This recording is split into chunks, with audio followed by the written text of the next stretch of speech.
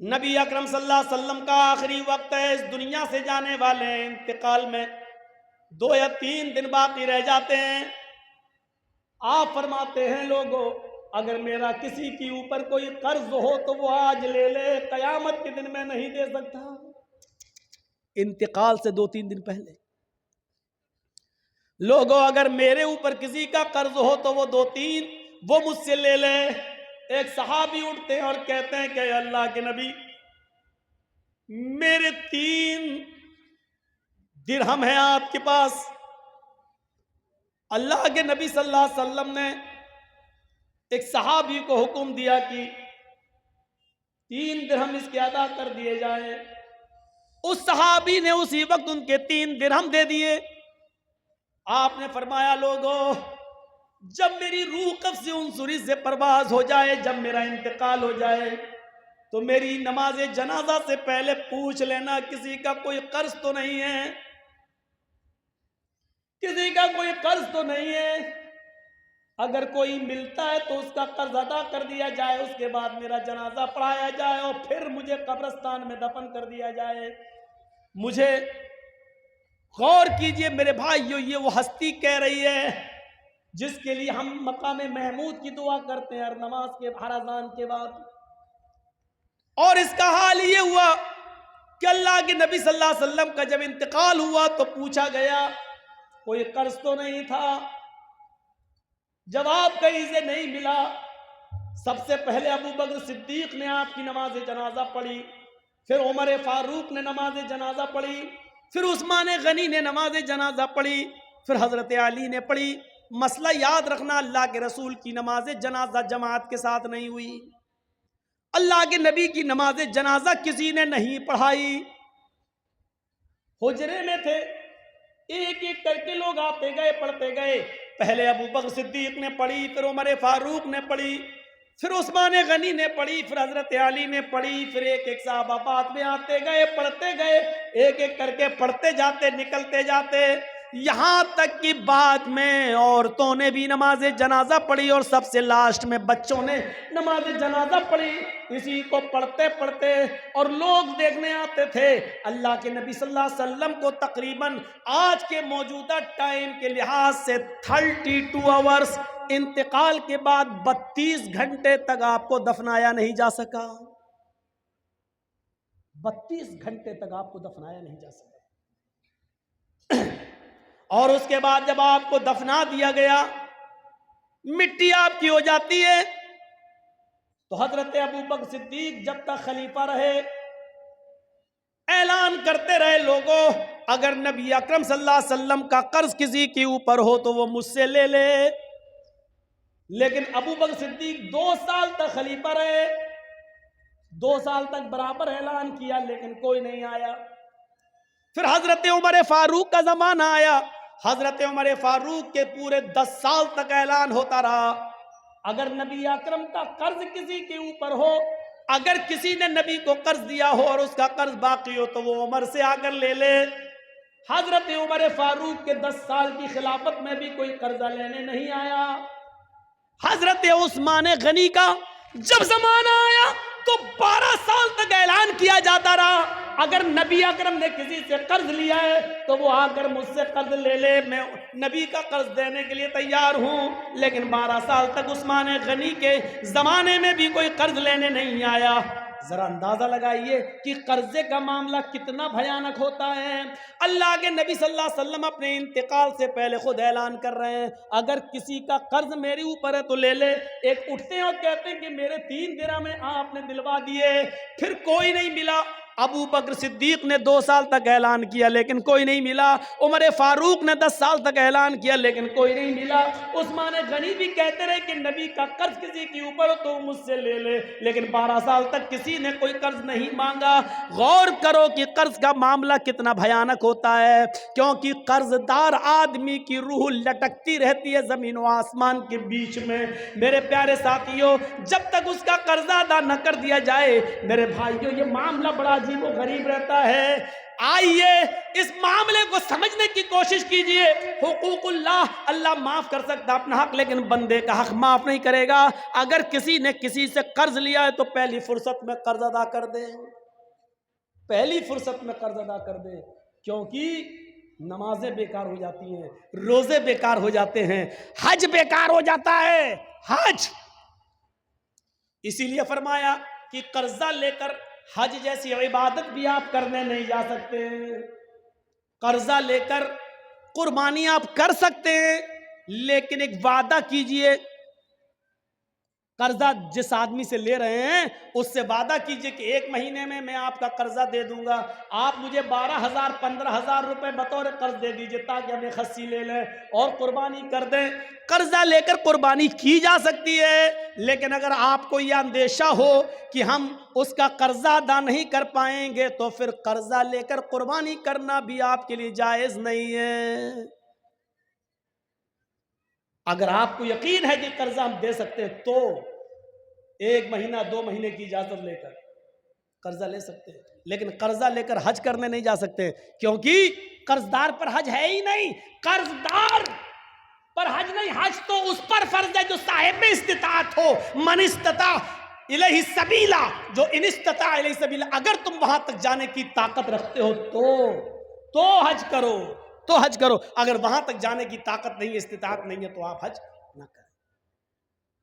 کتنی بری عادت کہاں سے کہاں نکل گیا اور کہاں بہت گیا.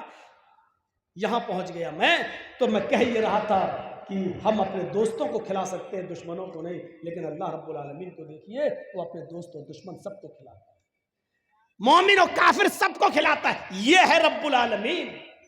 اس کے بعد آئیے دوسری آیت پر، الرحمن الرحیم. کتنی بڑی نعمت ہے، وہ بڑا ہی رحم کرنے والا، انتہائی مہربان ہے. اللہ کتنا بڑا مہربان ہے یہ سمجھنے کے لیے بعد میں ہم آپ کو اس طرف بعد میں آئیں گے. پہلے یہ سوچئے، اللہ کہتا ہے کہ میرے پاس رحمت کے 100 درجے ہیں. اس بات کو ذرا غور سے سنیے گا، یہ سمجھ گئے تو پوری تقریر سمجھ جائیں گے. اللہ نے کہا میرے پاس رحمت کے 100 درجے. اللہ نے کہا مطلب اللہ کے نبی نے کہا، اللہ نے فرمایا، یعنی حدیث قدسی. اللہ کے نبی فرماتے ہیں کہ اللہ نے فرمایا میرے پاس رحمت کے 100 درجے ہیں. دنیا میں جو تم رحم و کرم، محبت و الفت دیکھ رہے ہو، یہ 1 درجہ میں نے دنیا میں اتارا ہے. رحمت کے 100 درجوں میں سے صرف 1 درجہ میں نے دنیا میں اتارا ہے. 99 درجے میں نے اپنے پاس رکھے ہیں. اب میں کسی سے پوچھوں رحمت کے کتنے درجے ہیں؟ 100. اور دنیا میں اللہ نے کتنا درجہ اتارا ہے؟ 1. صرف 1. ایک مرغی کو دیکھیے آپ، مرغی بلی کو دیکھتی ہے فوراً بھاگتی ہے، لیکن وہی مرغی جب انڈوں پر بیٹھتی ہے اور انڈوں سے چوزے نکلتے ہیں، اور مرغی جہاں سڑک پر دانا چگتی ہے اپنے بچے اس کے پیچھے پیچھے آتے ہیں، اچانک بلی کو دیکھتی ہے مرغی تو بھاگتی نہیں ہے. اب آپ دیکھیے وہ مرغی اب بھاگ نہیں رہی ہے، کیونکہ جانتی ہے اگر میں بھاگوں گی تو میرے بچے مارے جائیں گے. وہ مرغی اپنے پروں سے کھول کر اپنے بچوں کو سمیٹتی ہے اور بلی کے سامنے سینہ تان کے کھڑی ہو جاتی ہے. اس مرغی کے اندر اپنے بچوں کی محبت اور اپنے بچوں کی الفت کے لیے پروں کا کھول دینا اور اپنے بچوں کا سمیٹ لینا، یہ اسی 1 درجے محبت کا حال ہے. یہ اسی 1 درجے محبت کا حال ہے، 99 درجے نہیں. ایک کتیا جب اس کے بچے پیدا کرنے کا وقت آتا ہے تو آپ دیکھیے کتیا بھی ایسی جگہ تلاش کرتی ہے کہ ہم اپنے پیٹ سے اپنے بچوں کو جنم دے سکیں جہاں دوسرے کتے نہ پہنچ پائیں اور خطرناک جانور وہاں پہنچ کر ہمارے بچوں کو مار نہ ڈالیں. آپ نے دیکھا کبھی؟ وہ کتیا بھی ایسی جگہ تلاش کرتی ہے جہاں اس کے بچے محفوظ رہ سکیں. یہ محبت اس کتیا کے اندر کس نے ڈالی؟ ایک بکری کو دیکھیے، ایک گائے کو دیکھیے، ایک بھینس کو دیکھیے، جب وہ بچہ جنتی ہے تو کتنی غلاظت اور گندگی اس بکری کے بچے کے اندر ہوتی ہے۔ وہ بکری، وہ بھینس، وہ گائے جب بچہ پیدا کرتی ہے تو اپنی زبان کھول دیتی ہے اور اپنے بچے کے جسم پر لگی ہوئی گندگی کو اپنی زبان سے چاٹتی ہے اور اپنے بچے کو کھڑا کرنے کی کوشش کرتی ہے اور پھر اس بچے میں روح پھونک دیتی ہے۔ اور پھر آپ دیکھیے جب بھینس یا گائے کا مالک اس گائے کے دودھ کو دوہتا ہے تو گائے اور بھینس اپنے بچے کو پلانے کے لیے تھوڑا سا دودھ اوپر چڑھا لیتی ہے۔ تصور کرو، اور جب اس کے بچے کو چھوڑا جاتا ہے تو فوراً وہ گائے اور بھینس دودھ کو نیچے اتار کے اپنے بچوں کو پلاتی ہے۔ یہ محبت، یہ الفت اس گائے کے اندر، اس بھینس کے اندر، اس بکری کے اندر کس نے رکھی ہے؟ یہ اسی محبت، اسی رحمت کے ایک درجے کا حال، اسی رحمت کے ایک درجے کا حال ہے۔ اور سنیے، جس نے 99 درجے اپنے پاس رکھے ہو وہ کتنا مہربان ہوگا۔ ایک بکری جب اپنے بچے پر اتنا مہربان ہے، ایک کتیا اپنے بچے پر اتنا مہربان ہے، ایک مرغی اپنے بچوں کے لیے اتنا مہربان ہے، تو سوچئے یہ ابھی ایک درجہ ہے، ابھی ہم انسانوں پر نہیں آئے،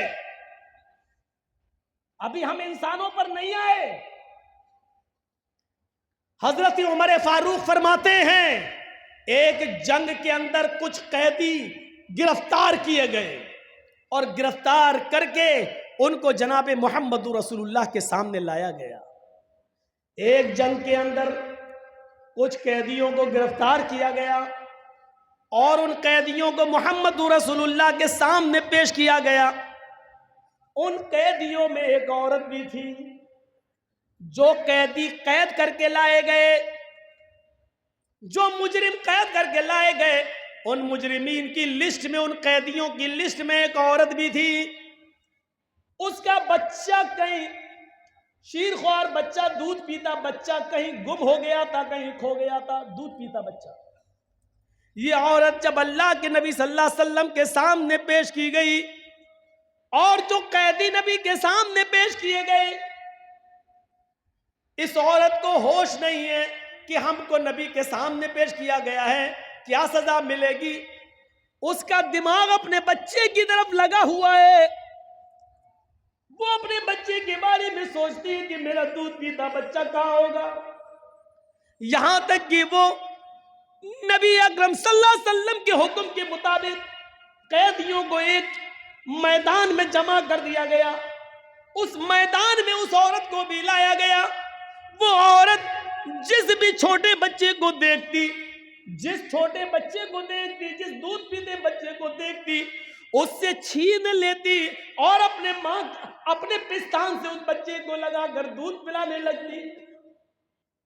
اللہ کے نبی نے پوچھا ایسا یہ عورت کیوں کر رہی ہے؟ جس عورت کے بچے کو دیکھتی یہ پکڑ لیتی اور اپنے پستان کا دودھ پلانے لگتی، ایسا کیوں ہے؟ جواب ملا اللہ کے نبی، اس عورت کا بچہ کہیں گم ہو گیا ہے، اس لیے یہ ہر بچے کو اپنا بچہ سمجھ رہی ہے۔ اللہ کے نبی نے اس عورت کی اس محبت کو دیکھا، اس عورت کی اس رحمت کو دیکھا جو دوسروں کے بچے کو اپنا بچہ سمجھ رہی ہے۔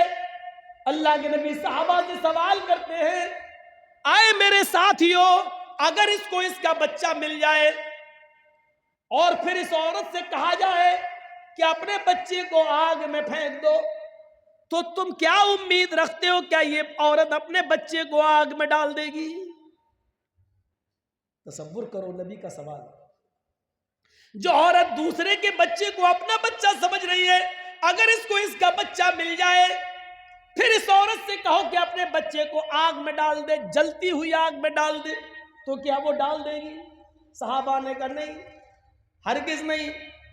اس کی محبت یہ کبھی گوارا نہیں کرے گی کہ وہ اپنے بچے کو آگ میں ڈال دے۔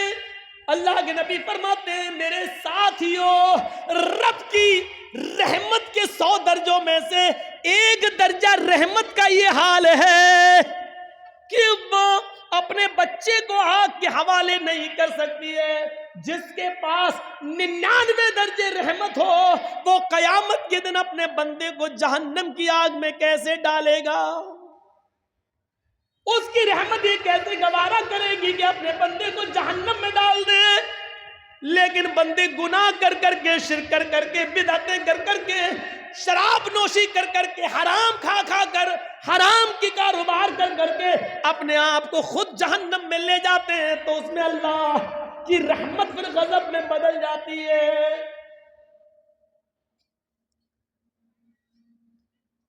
ورنہ رب کی رحمت یہ گوارا نہیں کرے گی۔ جس کے پاس 100 درجے رحمت ہو وہ کیسے گوارا کرے گا کہ میرا بندہ جہنم میں؟ آپ ایک مثال کو سمجھنے کی کوشش کریں۔ آپ کی بیٹی ہے، شادی ہوئی، آپ نے بہت سے برتن اس کو جہیز میں دیے، کانچ کے 2 برتن، کانچ کے 2 گلاس، شیشے کے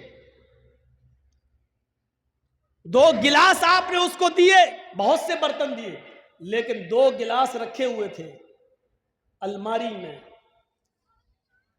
اور کانچ کے دونوں گلاس جس کو آپ کی بیٹی سسرال میں جانے کے بعد روزانہ صاف کر کر کے رکھتی تھی، اچانک دونوں گلاس گرتے ہیں نیچے،